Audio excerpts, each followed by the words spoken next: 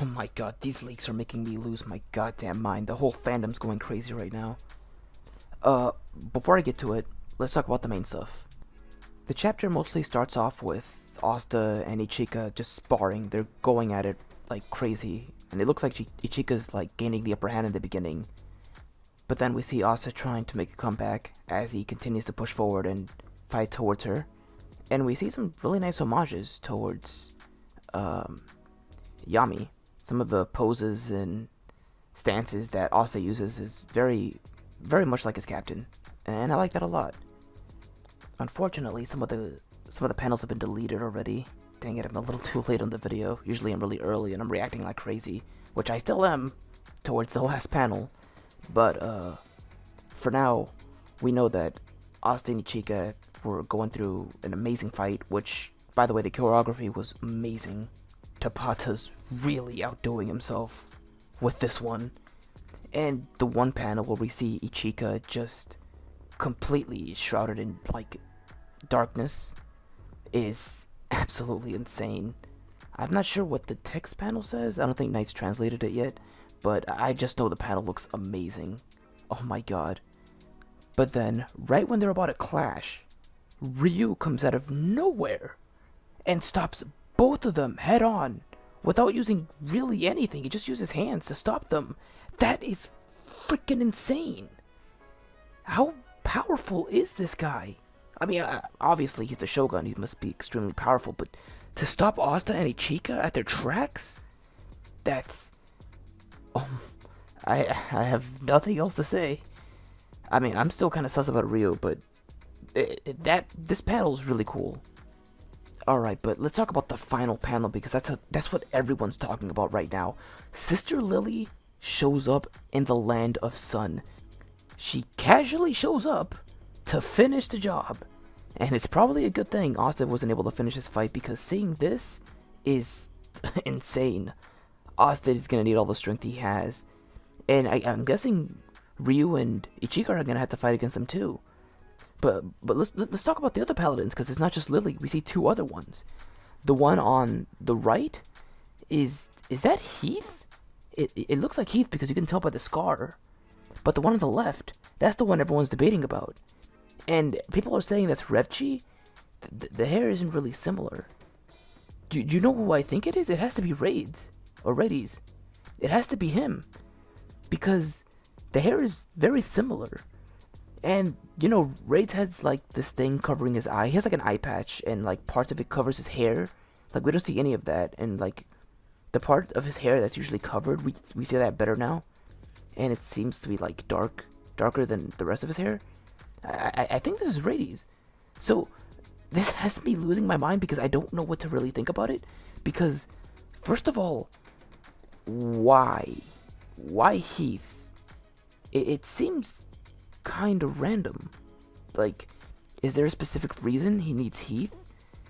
And originally, it had me questioning whether Heath was actually working for Lucius in the beginning and not Patri. But I went back to reread the chapter, and no, he was still a member of the Eye of the Midnight Sun. Which, okay, that just brings up further questions. Like, alright, okay. So, assuming that the paladin next to Lily is both Rades and Heath, then yes, it would make sense. So, Rades and Heath were members of the Eye of the Midnight Sun, as I clearly went back to look at the chapter. Because we see a mage talking to Patri, talking about how Heath, ended up ending himself after his fight against Magna and Asta and Noel. So, cool, he's back. And so, this brings up quite a few different scenarios that's coming out of my head. So, the first one, alright. So, Rades, assuming that's him, he could have brought back Heath already. Heath had been brought back off screen.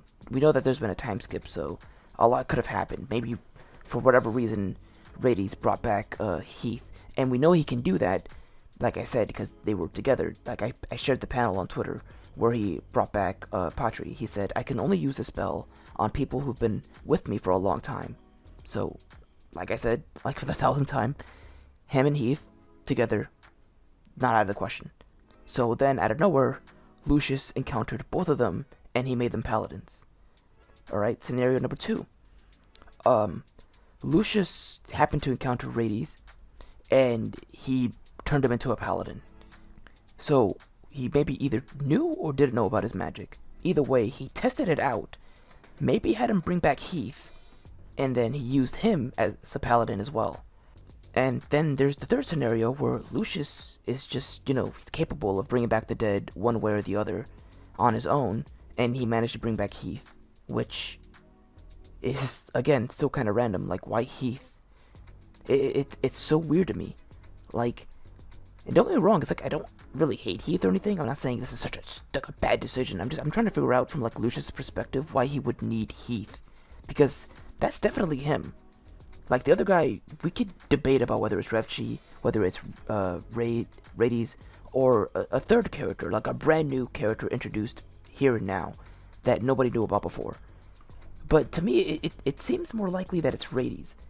And I'm kind of leaning more towards my second option, where it could be that he's just testing out Rades' magic, and he probably wants to use his abilities to resurrect the dead. Obviously, only the ones that he's capable of resurrecting. Because, obviously, he can't just bring back anybody willy-nilly. It has to be people that he's been with for a long time. Which is, clearly still quite a few people. So, that way Lucius could increase his army. But I don't really see why, since, the paladins should be strong enough already.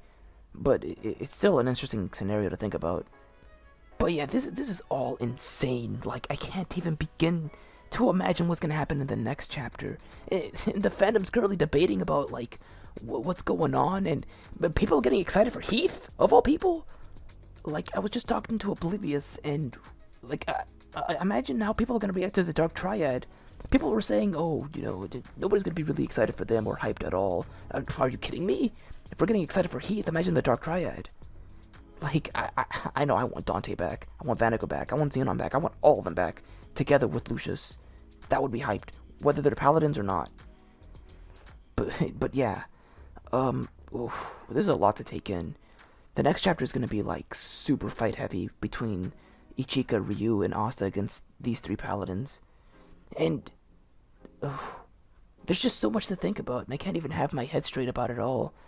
But yeah, this is an insane way to end the chapter, and thank goodness it's not going on break next week. Now I just need to wait for the full translations from Night, TCB, and the officials. But for now, I'm just gonna end the video like this. Now, feel free to let me know what you guys think about the leaks in the comments, and whether you think that's Revchi, Rades, or a third person. Let me know your theories below. And about Heath as well, why you think he's involved, why he's working with Lucius, or why Lucius would want him. Just feel free to leave all your theories below. And that'll do it for me tonight. Peace out, everyone.